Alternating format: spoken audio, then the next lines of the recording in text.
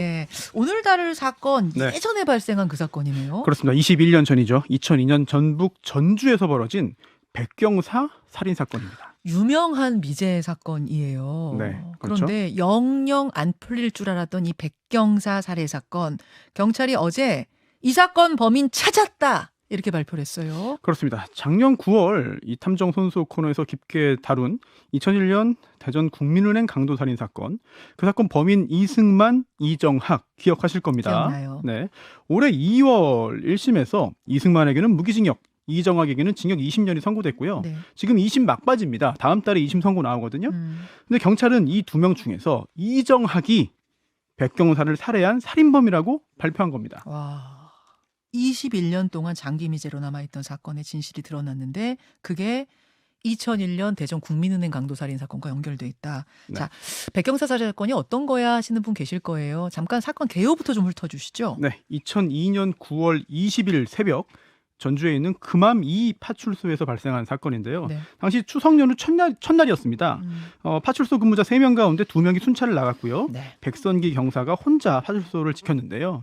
그런 동료들이 순찰을 마치고 돌아와 보니 백경사가 목과 가슴 등을 흉기에 찔린 상태로 숨져 있었습니다. 근데 경찰이면은 무기를 소지하고 있었을 텐데. 그렇죠. 네. 그런데도 이렇게 당할 수밖에 없었던 겁니까? 백경사도 권총을 가지고 있었어요. 389형 권총이었는데 그 권총이 사라졌습니다.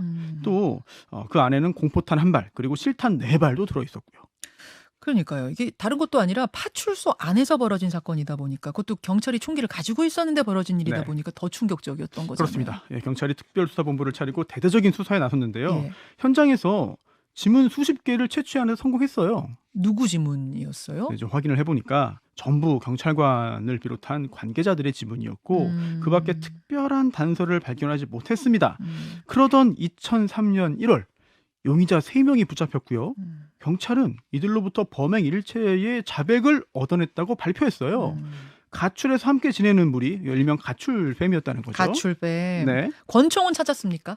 그 권총을 못 찾았습니다. 대대적인 수색 작업을 펼쳤지만 결국은 권총 발견하지 못했고요. 또 이들 3명이 처음엔 자백했잖아요. 네. 번복했어요. 경찰의 폭력 그리고 강압 수사로 인해서 허위 자백을 했던 것이다 라면서 입장을 바꿨습니다. 그러면 경찰이 이 사람들을 왜 붙잡은 겁니까? 이들에 따르면요, 배고파서 이제 가게에서 물건 훔치다가 들켰다. 그래서 문제가 생겼는데 그 다음 날 경찰이 갑자기 들이닥치면서 권총 어디 있는지 말해라. 이렇게 때리면서 위협하고 잡아갔다는 거예요. 그리고 실제로 당시 국가인권위원회도 경찰의 가혹행위가 존재했다고 봤거든요. 결국 3명 다 풀려났고요. 네. 그 후 별다른 단서가 없었기 때문에 범인을 찾지 못했습니다. 자, 그렇게 해서 오랫동안 미제였던 건데 네. 그런데 어떻게 21년 만에 해결이 됐습니까? 이거를 알기 위해서는요, 그 전에 벌어진 대전 국민은행 강도 사건을 먼저 알아야 됩니다. 이게 백경사가 살해되기 네. 얼마 전에 벌어진 거예요? 국민은행 수년 전에 강도 벌어진 사건. 겁니다. 네, 그런데 이게 연도까지 다 말씀을 드릴게요. 네. 이 백경사 사건 벌어지기 10개월 전입니다. 네. 이게 2001년 12월 21일이거든요. 네. 대전 서구 둔산동의 국민은행 지점에서요, 은행 강도 사건이 벌어진 겁니다. 은행 지하주차장에 현금 소송 차량이 들어왔어요. 그러자 남성 2명이 총을 쏘고 현금을 빼앗아갔습니다. 이걸 막으려던 직원이 총에 맞아 사망했고요. 그렇죠. 은행 강도의 네. 총기 살인까지 이것도 굉장히 큰 사건이었잖아요. 그렇습니다. 현금 3억 원이 든 가방을 챙겨 차를 타고 달아난 건데 경찰이 차를 추적했지만 현장에서 130m 떨어진 한 상가 건물 지하 주차장에서 빈 차량만 발견됐어요. 예. 범인들이요, 그 차량을 이용한 다음에 태워버리려고 맞아요. 자동 점화 장치를 설치했지만 불이 붙지 않았죠. 요거는 우리가 탐정에서 한번 다뤘었는데 그렇습니다. 요 사건하고 오늘 다루는 백경사 네. 사건하고 어떻게 연결이 되는 겁니까? 여러 건의 범행을 이들이 저질렀기 때문에 시간 순서가 어떻게 되는지를 잘 파악을 해야 되는데 연결 지점은 바로 총입니다. 연결고리는 총이에요. 네, 총에 맞아 사망한 직원 있잖아요. 네. 직원 몸에서 탄두를 꺼내봤어요. 그랬더니 다른 총이 아니라 경찰이 사용하는 리볼버 권총 탄환으로 확인된 겁니다.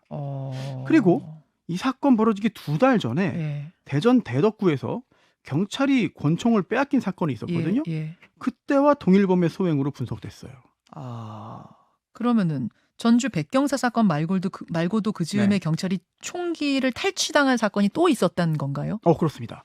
순찰을 돌던 경찰관을요, 누군가 차량으로 들이받아서 쓰러뜨린 다음에 권총을 가지고 간 겁니다.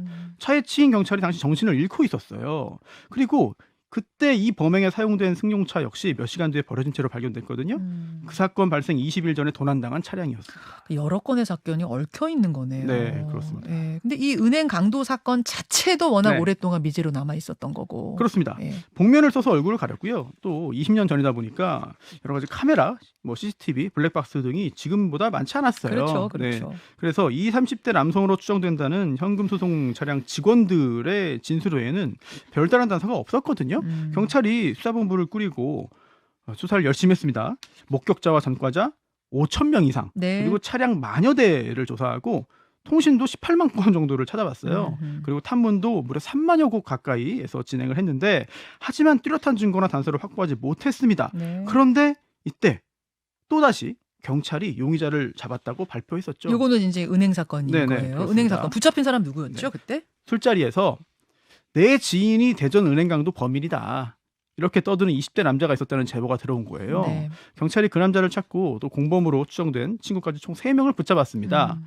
심지어 조사 과정에서요. 범행 모의 단계부터 도주 과정까지 상세히 진술을 했어요.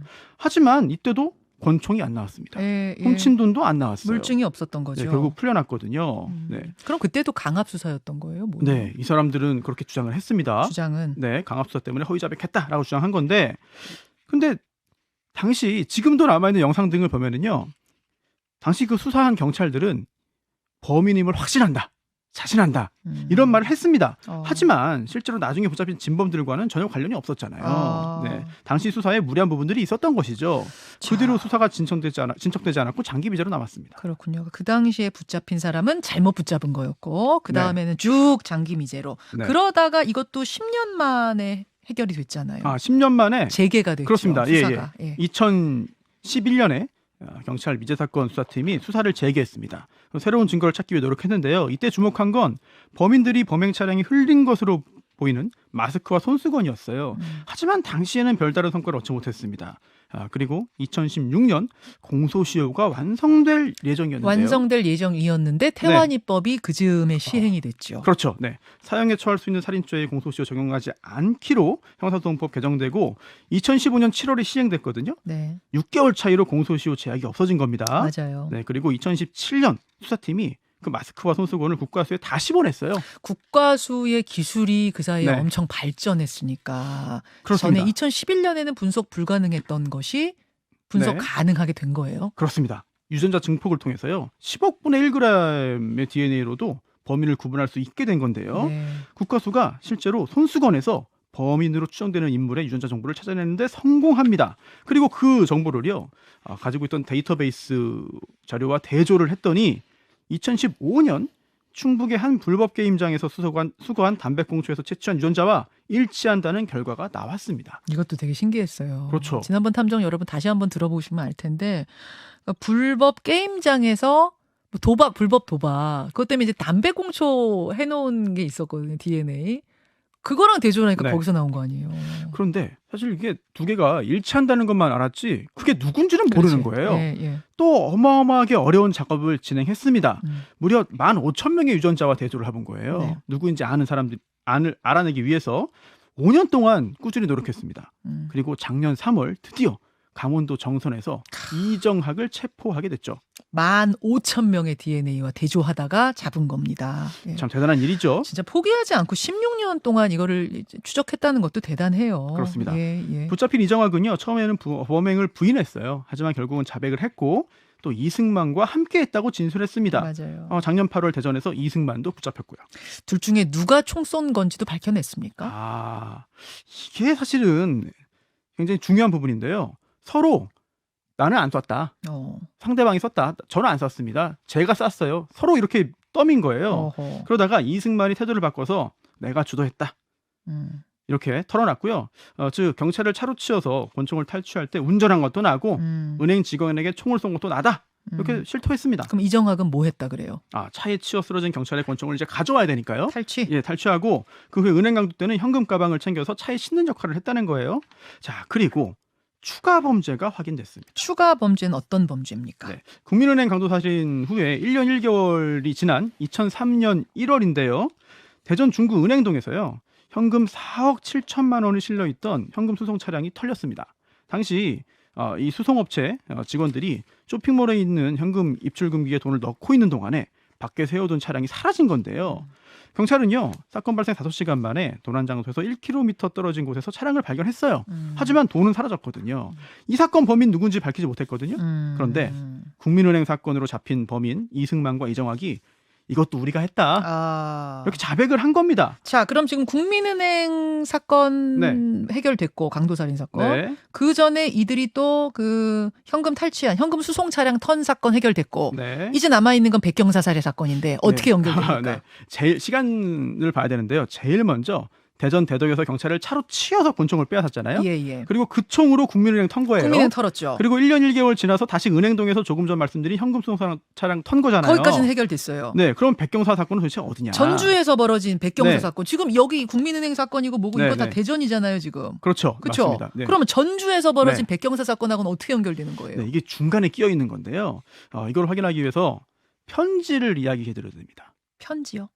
이승만과 이정학이 붙잡혀서 국민은행 사건으로 1심 유죄 판결을 받았습니다. 예. 그 후에 전북지방경찰청에 한 통의 편지가 왔어요. 전북 경찰청에 네. 편지가 누가 보낸 거였어요? 구치소에 있던 이승만이 보낸 겁니다. 어. 자, 이승만이요. 당시 무기징역 받았고요. 네. 주범으로. 또 이정학은 공범으로 징역 20년 받은 상태였는데 그 편지에 이런 내용이 있었습니다. 내가 아니라 이정학이 백경사를 살해했다. 그리고 그때 그 권총은 지금 울산에 있다. 이런 내용의 편지를 보낸 거예요. 그럼 지금 이 편지에서 갑자기 툭 하고 백경사 살해 사건 얘기가 네. 나온 거예요. 그렇죠. 갑자기. 네. 예. 그래서 이걸 조사해봤겠네요. 그래서 이승만이 말한 장소 가봤더니 울산에. 정말 권총이 있습니다. 와. 자, 21년 만에 이 사건을 해결할 결정적인 단서가 드디어 나온 거죠. 어. 그러면서 이승만은요, 내가 이정학에게 이런 말 들었다 이러면서 범인이 아니면 알 수 없을 만한 구체적인 내용을 많이 털어놨어요. 그리고 그 이야기가 당시 현장 상황과 일치합니다. 그리고 이제 그러면은 백경사를 왜 죽였냐? 이 권총을 왜 가져갔냐? 자, 사실 두 번째 범행 있잖아요. 은행동 현금 수송 차량 4억 7천만 원. 네. 그때 쓰려고 권총을 탈취했다는 거예요. 근데 그 전에 권총 탈취해서 네네. 가지고 있는 거 있지 않았어요? 그렇죠. 있었죠. 예. 네, 하지만 추정입니다만 탄환의 개수라든지 여러 가지 다 써버렸구나. 네네 아마도 권총이 더 필요했기 때문에 이렇게 탈취하지 않았을까라고 짐작이 되는데요. 그래서 경찰은 이번 주에 예. 이정학을 백성기 경사 살해 사건 범인으로 파악을 한 거죠. 그렇게 된 거군요. 그러니까 국민은행 대전 국민은행 살해 사건 오랜 장기 미제 사건이 풀리면서 그들이 이걸 실토하면서 백경사 살해 사건까지 풀렸다는 건데 그러면 이승만은 네. 왜 갑자기 이 백경사 건을 실토한 겁니까? 네. 사실 이들의 진술을 어디까지 믿어야 될지는 모르겠습니다만 조금 전에 그 권총 부분 있잖아요. 네. 그것도 먼저 한번 범행한 다음에 부숴버렸다. 그래서 없었다. 그래서 새로운 권총이 필요했다. 뭐 이런 그건 이야기를 하기도 부숴버렸다. 했어요. 네. 예. 근데 어쨌든 이승만이 왜 제보했느냐? 국민은행 사건과 관련이 있습니다. 즉 이승만이 범행 주도했다고 실토하면서 1심 형량이 꽤 달라졌는데요. 검사는 사형을 구형했고 1심에서 무기징역 나왔습니다. 예. 그리고 이정학에게는 검사가 무기징역 구형했지만 징역 20년 나왔거든요. 예. 공범. 이승만이 이 결과에 불만을 가지고 있는 것으로 보여요. 그래서 진술을 또 바꿨어요. 지금 진행되는 항소심에서는요. 이승만이 내가 총 쏜 거 아니다. 아니 아까 전에 자기가 쐈다고 다 얘기했다면서요. 번복을 한 거죠. 번복한 거예요. 그렇습니다. 그래서 지금 항소심 이제 결심 공판이 진행이 됐고 이제 한 달 후에 2심 판결이 나오는데 그러다 보니까 내가 총을 안 쐈다고 인정을 받아야 형량이 내려갈 텐데 그럼 내가 다른 사건에서도 내가 총을 쏘지 않았다. 내가 총을 훔치지 않았다. 이런 좀 뭔가 자기 자신의 책임을 낮추기 위해서 여러 가지 노력을 하는 것이 아니냐. 이런 짐작을 할 수 있겠죠. 그러면은 그 이승만이 백경사를 살해한 건 그때는 이정학이었다. 이렇게 얘기를 한 거죠. 네, 그렇습니다. 그때도 이정학이가 백경사 살해했다 얘기하면서 내가 이 대전 국민은행 사건에서 안 했어. 이 네. 얘기를 이제 진술을 뒷받침하기 위해서 네. 끌어온 거군요. 그렇습니다. 자, 그러다 보니까 이정학은 여전히 하지만 이정학이요. 여전히 내가 죽인 게 아니다. 이렇게 주장하고 있어요. 양측의 주장이 이제 엇갈리는 건데 수사와 재판 진행되면 다 밝힐 수 있다. 이정학은 이런 입장을 보이고 있고요. 이승만이 양형상의 이득을 위해서 나를 백경사 살해범으로 지금 몰고 있다. 이정학 얘기는 또 그래요. 두 공범이 지금까지도 책임을 서로. 떠넘기고 있어요.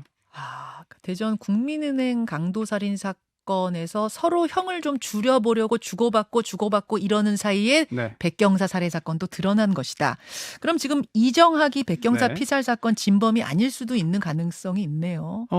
아직 뭐 재판으로 확정된 건 아니니까요. 현재 경찰은 이정학이 범인이다라고 입장을 밝혔습니다만 수사와 재판이 또 진전되면 어떤 결과가 나올지는 또 모르는 거고요. 그러니까요. 다만 경찰은요. 이승만의 제보가 현장 상황과 일치한다. 또 실제로 권총을 찾았잖아요. 이게 대단히 중요한 증거잖아요.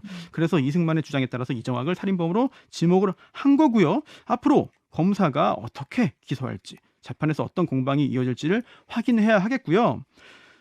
오늘 상당히 좀 긴 시간 동안 미제로 남아있던 여러 건의 사건에 대한 설명을 상당히 좀 빠른 시간 안에 드렸습니다. 네. 범행이 많다 보니까 이거 이해하려면 좀 꼼꼼히 좀 한번 생각을 좀 해야 돼요. 그런데 그 와중에 이게 해결된 이유는 긴 시간 동안 경찰이 엄청난 노력을 했기 때문입니다. 그렇죠. 그래서 이 두 명을 잡아낸 거예요. 네. 그런데 과제가 또 남아있어요. 더 남아있어요. 이승만과 이정학 둘 중에서 정확히 누가 언제 어떤 행동을 한 것이냐. 둘 중에 한 명이 쏜 건 맞는데 도대체 누가 쏜 것이냐.